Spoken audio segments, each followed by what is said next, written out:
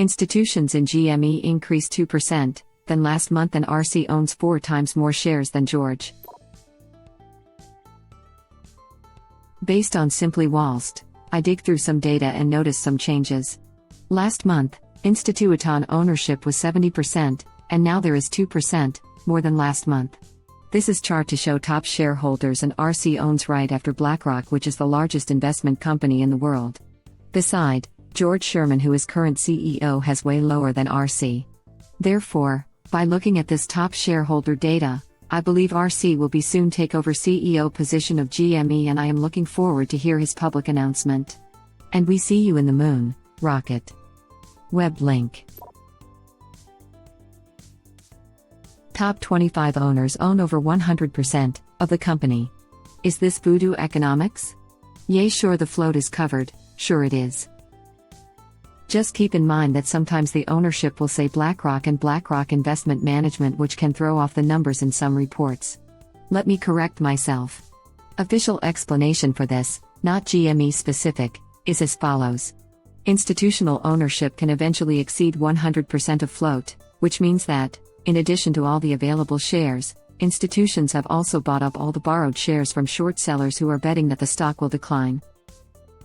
My Schwab account says institutional ownership is 106%.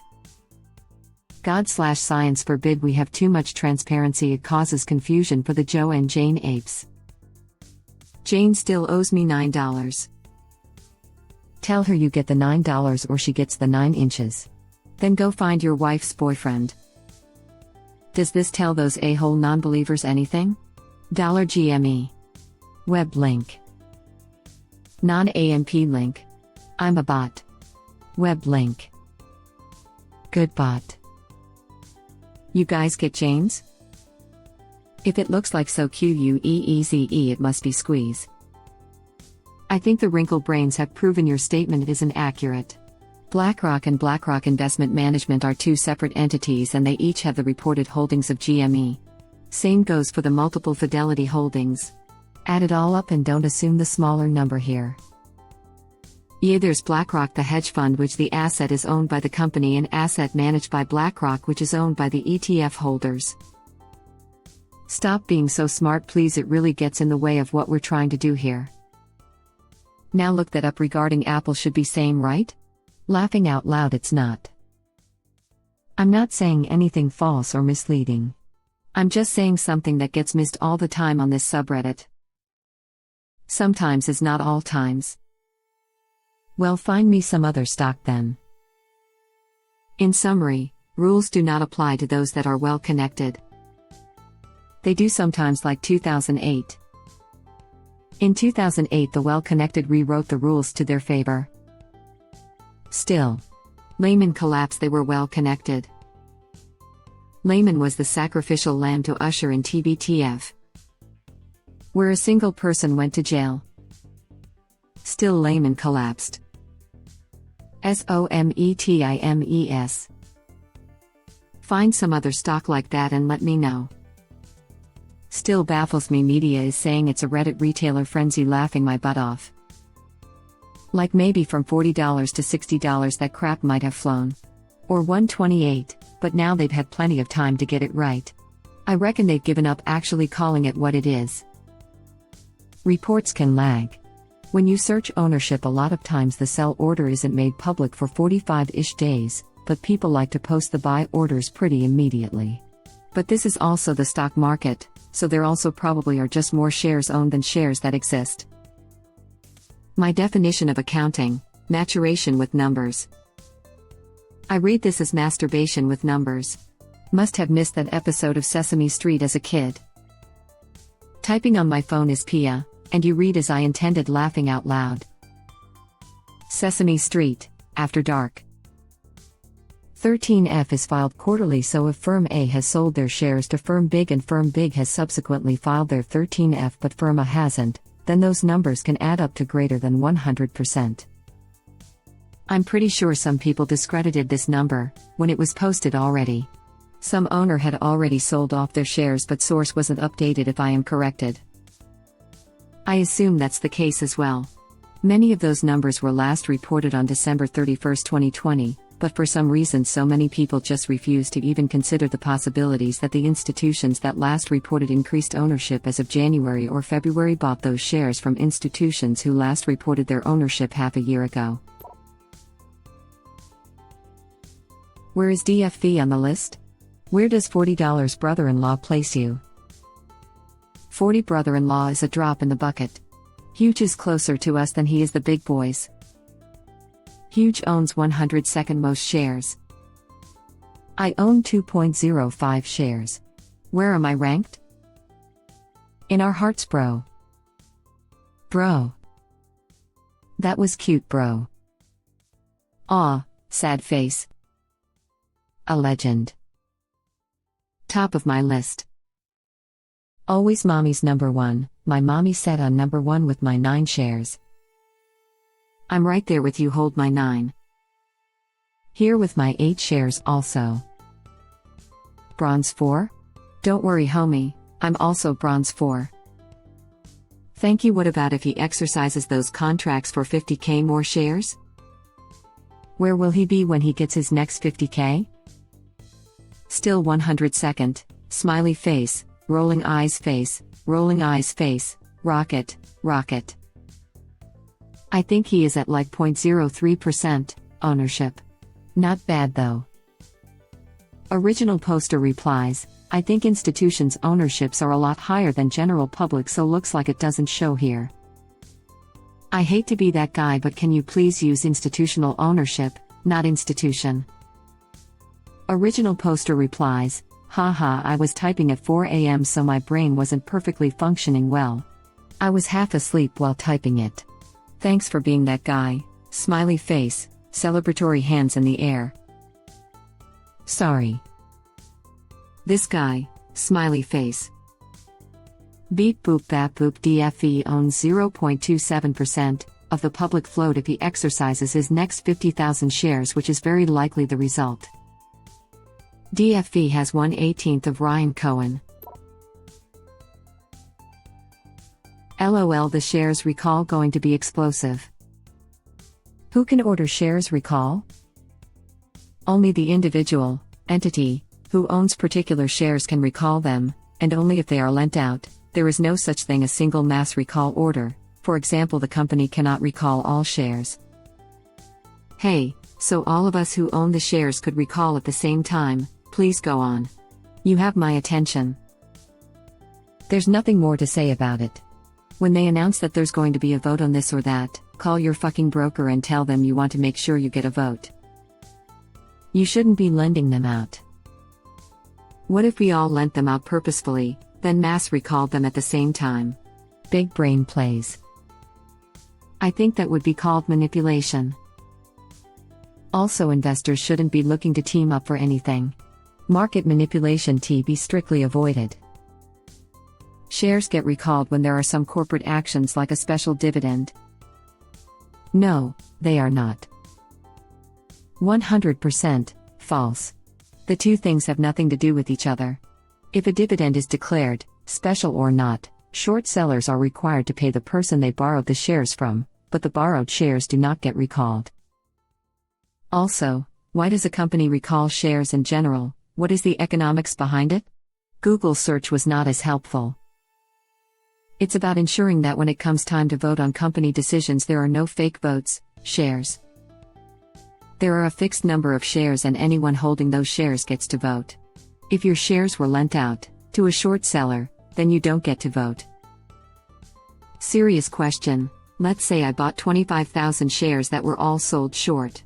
Does that mean I have no vote to cast during a shareholder meeting? Or how is that decided if I own roughly $4 million plus worth of shares? That's what the share recall is for. It forces the people who sold you the short shares to buy the real shares and give them to you so you can participate in the vote. Takes a sip of coffee, smiley face. Daintily nibbles at crayon. I laughed way too hard at this. Good job, winking face. Dips crayons in water, go on. Lolled at this. And what happens if, hypothetically, over 100% of the shares in existence are owned and recalled by people/entities that do not want to sell them? Then it will be failure to deliver, where it will go to court and they will determine reasonable compensation. However, if people conspire to not participate in market, to allow shorts to cover, this might be fraud, market manipulation. A similar situation happened in the bond market where one HF bought more than 100% of float and tried to recall, forcing the price to go much more than nominal value, and the HF manager got convicted. Thank you.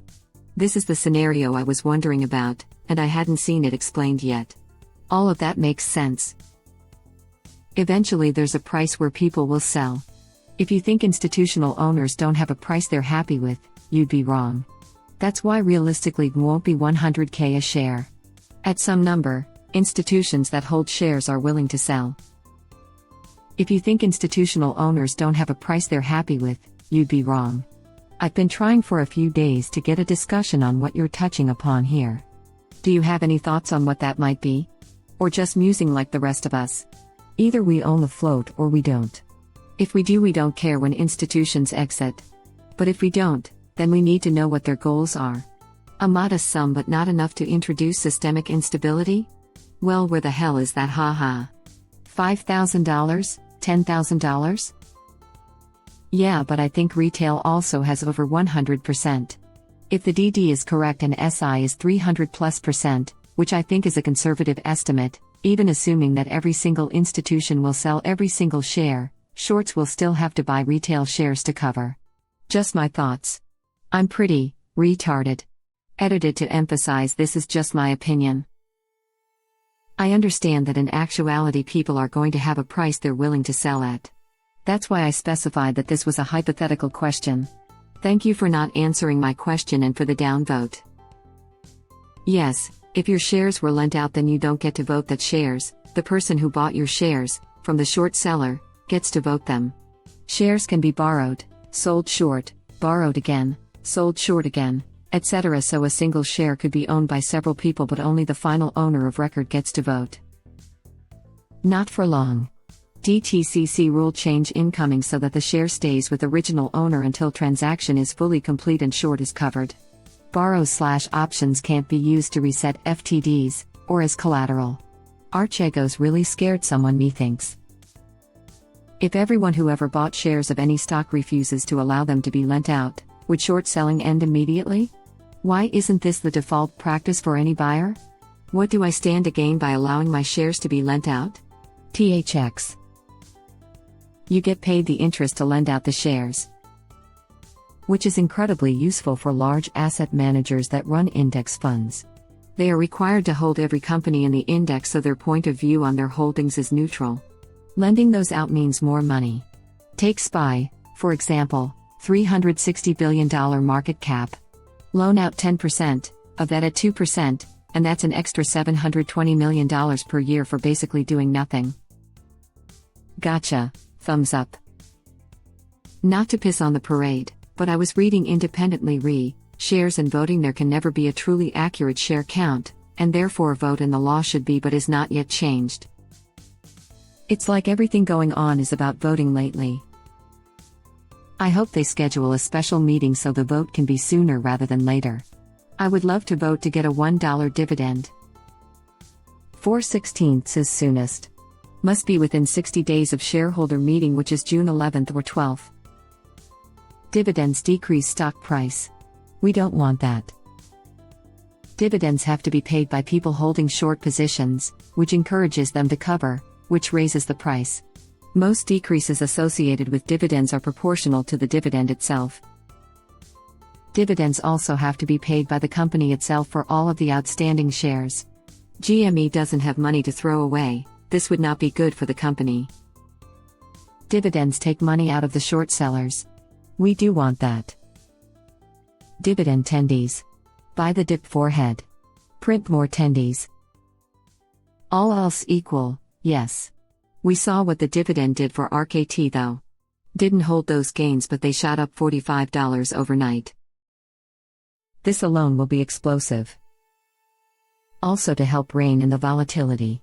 People running the company want to reap stock benefits too, and a volatile market makes it questionable to sell stock. They cannot order share recall because they do not own the shares. ATM only BlackRock, Largest impact, can probably in coordination with RC. I would assume that RC didn't let his shares get lent out in the first place, thus he can't recall them. Everyone wants to lend shares out and get paid. I bet Elon lends his shares out. It's a nice extra income. Plus, who you going to squeeze if you don't lend to shorts? Yes, Elon might be because he isn't counting on a short squeeze and he holds a lot of shares, but given the situation with GME, I would suspect that RC and DFV are not loaning out their shares. The short borrow rate in GME is very low anyway, so the extra income is pretty insignificant in this case. It would be interesting to know the answer though. Any of them can request a recall for the shares they manage. If each real share is rehypothecated multiple times, then any of the mutual funds recalling would be explosive. The company issues the recall. If you're a shareholder and want to vote in the future of the company, then you would recall your lent share to vote. You cannot vote if your share is being borrowed for shorting. Original poster replies, "Can't wait, smiley face, rocket." Thank you for watching. Please subscribe to be the first to know about Red Rabbit Reader's new videos. If you like our videos, please like them on YouTube and share them with your friends. We welcome your comments below. Press to start another of our videos.